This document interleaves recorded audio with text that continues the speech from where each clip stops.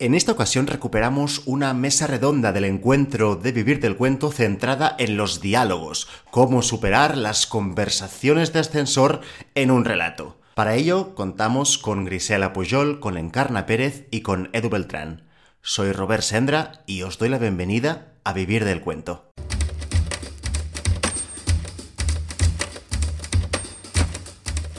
Vivir del Cuento, el podcast de las historias que van contigo.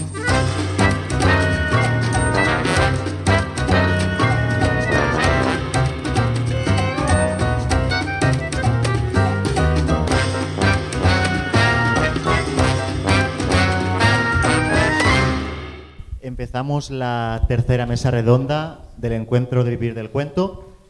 Hablamos de diálogos, de cómo superar las conversaciones de ascensor en un relato, y esperemos que esta mesa redonda no sea una conversación de ascensor y seguro que será muy interesante. Tenemos a Edu Beltrán, que ya le hemos presentado antes.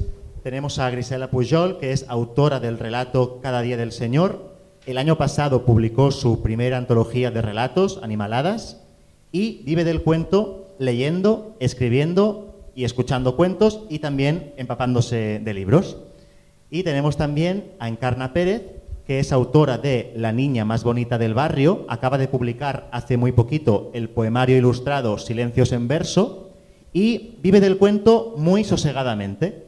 Tiene claro que llegó tarde a la escritura, pero que ha llegado para quedarse. Y también tiene claro lo que puede llegar a conseguir, pero siempre de forma tranquila. Aunque también confiesa que si un director de cine le pide rodar una película basada en su libro, pues no dirá que no se hará drogar demasiado.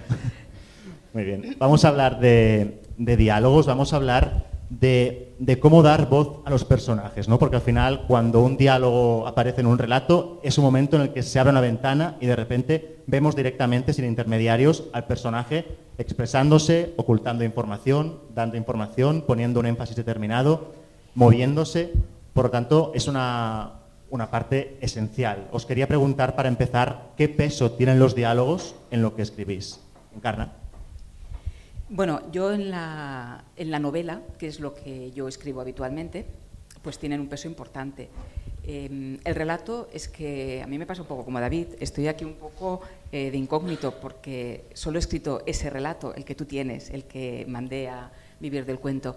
Entonces, no sabría decirte cómo monté los diálogos, que son muy pocos en el relato que tenemos.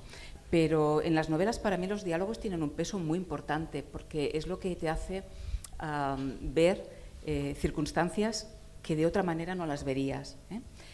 Para mí es muy fácil montar diálogos. Me meto mucho en la cabeza de esos personajes, cómo hablarían, qué dirían en la vida real.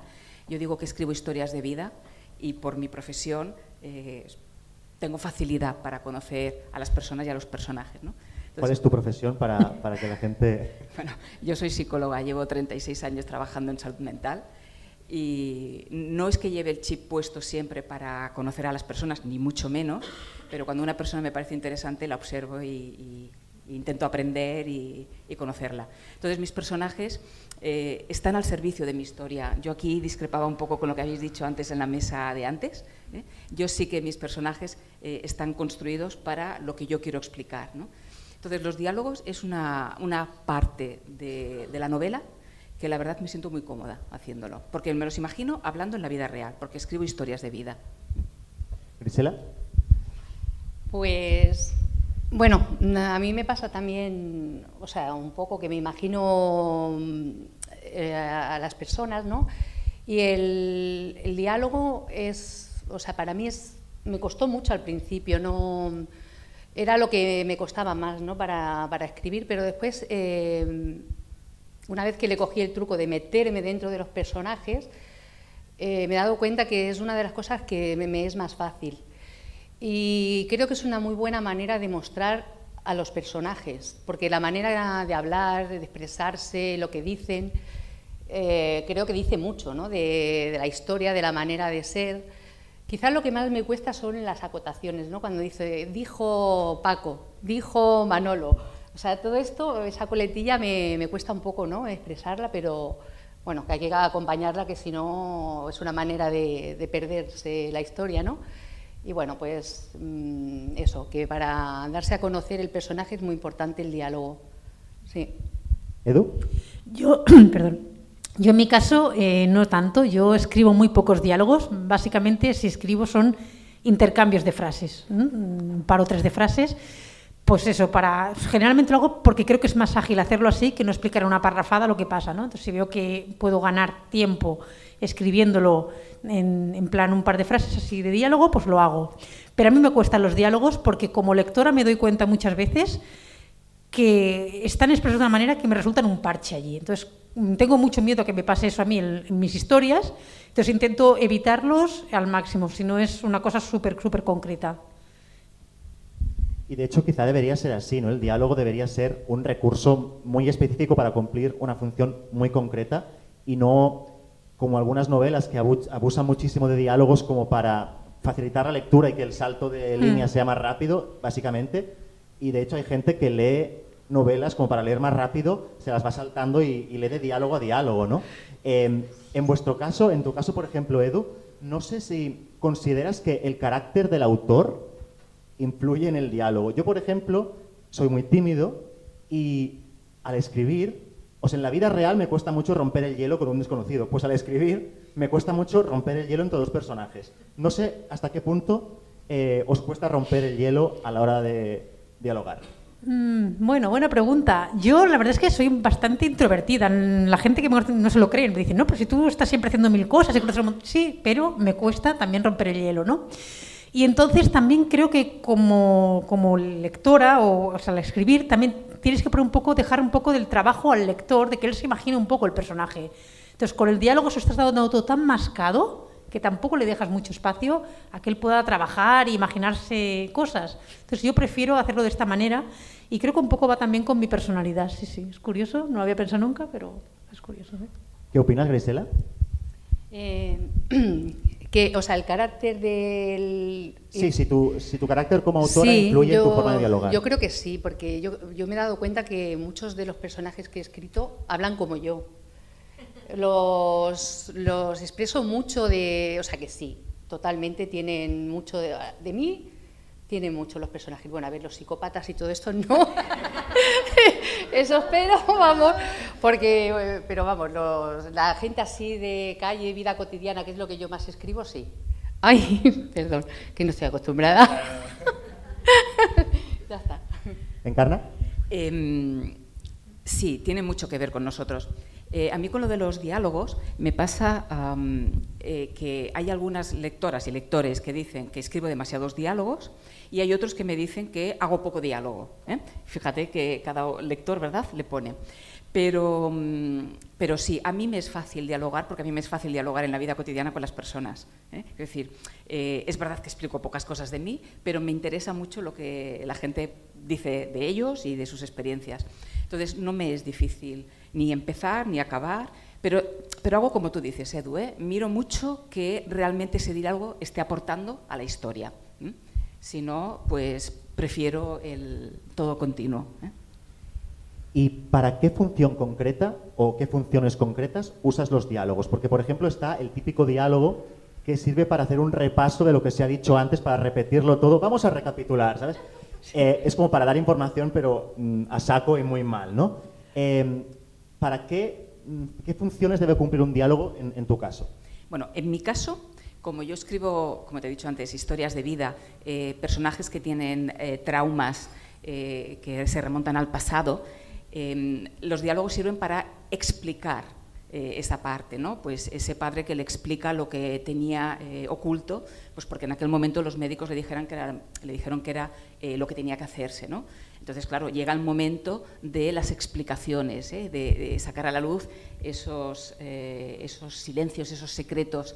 Entonces, yo utilizo los diálogos para eso, ¿no? Para esas preguntas que tienen los personajes, que quieren saber y que no hay manera de saberlo si no es que alguien les explica. Entonces tienen esta función de conducirte por los secretos del pasado. Muy bien. ¿Grisela? Pues sí, es para avanzar en la historia, pero dando información del personaje como es y de cosas que no habría otra manera de explicarlas, que creo que es más fácil hablándolas directamente, Y así, bueno, para que no lo tengan que intuir todo, ¿no? Bueno, creo que es una manera fácil de adelantar la historia y de dar mucha información. Se puede hacer, sí. No sé si consideras que al dialogar realmente la intensidad dramática y narrativa crece muchísimo. Es decir, lo que puedes contar en un párrafo explicado por un narrador es muy distinto a lo que en un diálogo se plasma, ¿no? Que es de repente hacer una escena, ¿no? Y realmente ves a los personajes. ¿Crees que aumenta la intensidad narrativa? Sí, yo creo que sí, que puede ser mucho más pasional y puedes mostrar el enfado, las emociones, yo creo que se pueden mostrar mucho más. Por ejemplo, si estás enfadado diciendo una palabrota, que es una manera de saber mucho cómo se siente el personaje. Entonces, yo creo que sí, que es mucho o sea, el diálogo dice mucho. Me parece a mí que es una de las cosas más, bueno, que puede hacer más avanzar que da mucha información. Y en tu caso, Edu, ¿qué funciones cumplen los diálogos? Pues intento que sea algo que quede allí natural y para no tener que escribir una frase que sería como un poco farragosa, ¿no? Y también para que el otro personaje se dé cuenta. Por ejemplo, en el caso del frío de cargar los huesos, cuando llega Martí a casa y Mariona le dice: ¿dónde estabas? Estaba preocupada por ti. Creo que queda mejor esto que no ver poner. Y Martí llegó y entonces Mariona le preguntó dónde había estado porque estaba preocupada, ¿no? Creo que tiene más fuerza y además, de esa manera, Martí también recibe la preocupación que tiene Mariona por él, porque de la otra manera el lector no sabe si el otro se ha enterado o si le da igual, ¿no? O en el caso de Alcibia de Salvatierra, cuando el padre le dice que estaba siempre pegado a las faldas de la madre. Yo podía haber escrito: y el niño tenía un complejo de Edipo, pero creo que de esta manera pues es más natural y también el otro personaje se da cuenta de que el padre se lo está echando en cara, que expresado narrativamente pues no se hubiera dado cuenta, por ejemplo. Y a la hora de revisar y de dedicarle horas a pulir un diálogo, ¿a qué le dedicas más esfuerzos, más atención? ¿Qué manías tienes o qué tiene que dar perfecto cuando dialogas?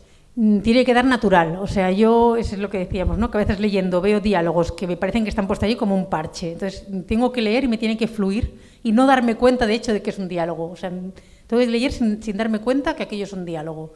Y tiene que ser coherente con los personajes, claro, si estás hablando de un señor de la aristocracia del siglo XVIII no te puede estar hablando como un adolescente del siglo XXI, o sea, tienes que estar súper coherente con todo. Es lo que más me releo muchas veces e intento de que me quede clavado. ¿Y en tu caso, Grisela? Pues sí, estoy de acuerdo con Edu, porque se tiene que notar natural y que fluya la historia. Y que hablen muy natural, que no se note fuera de lugar, ¿no? Porque un adolescente, por ejemplo, no puede hablar como una señora de 50 y tantos años, por ejemplo, y se tiene que haber, o sea, esa coherencia que se note, que esté bien hecho, que no se note, como ha dicho ella. Encarna, ¿tú a qué le prestas más atención cuando dialogas? Cuando reviso los diálogos. Sí. A esa información que está en la misma línea, pero que no es necesaria, que sobra. A lo mejor la explicación del personaje es larga y cuando reviso pienso, esta parte no la diría, esta parte no es necesario. Es verdad que aparte del vocabulario, ¿no? que sea adecuado a la época, al personaje, yo siempre tengo en la cabeza quién hubiera dicho esas palabras. Por ejemplo, si ahora en la novela que publico ahora en unos días hay un señor mayor, a mí me recuerda a ese señor a mi abuelo, pues siempre pienso, ¿mi abuelo lo diría así? No, me lo quito, ¿no? Lo cambio en la corrección, porque en el momento de hacer el diálogo saco la idea y luego ya la reviso, ¿no? Siempre tengo en mente eso, este personaje, mi abuelo, lo diría y quito, más que añadir. Y en tu caso, Encarna, queda claro que tener buen oído y estar atento a cómo se expresa la gente es importante, ¿no? A la hora de tener recursos para escribir diálogos. Claro, es lo que han dicho ellas, ¿no? Hay personajes sí, hay personajes que nunca hablarían así, pero ¿cómo lo sabes que nunca hablarían así? Pues porque los escuchas, porque pones el oído, ¿no? Porque eso que pasa en el metro te llega, todo y que yo no viajo en metro, pero llega la manera de hablar. Y bueno, eso. Muy bien, me gustaría, habéis hablado vosotras de cómo veis los diálogos, yo quiero comentaros cómo veo yo vuestros diálogos en los cuentos que habéis publicado en Vivir del Cuento, ¿no? Por ejemplo, Cada día del Señor, Grisela. Para mí tú usas los diálogos como para acentuar mucho la comicidad, ¿no? Porque al final no es lo mismo que un narrador te cuente una situación cómica que no ver a los personajes como en una película, ¿no? Pues interactuando entre ellos. También suscitas muchos momentos embarazosos, ¿no? Con los diálogos, esos silencios, esas exclamaciones, esas subidas de tono que te permiten los diálogos. Y como decías, para mostrar a los personajes. No sé si es algo que realmente estés de acuerdo que usas para... Es decir, tú sabes que cuando llega el diálogo es el momento en el que el lector tiene que reír o emocionarse o ¿no? responder de alguna forma, ¿no? Sí.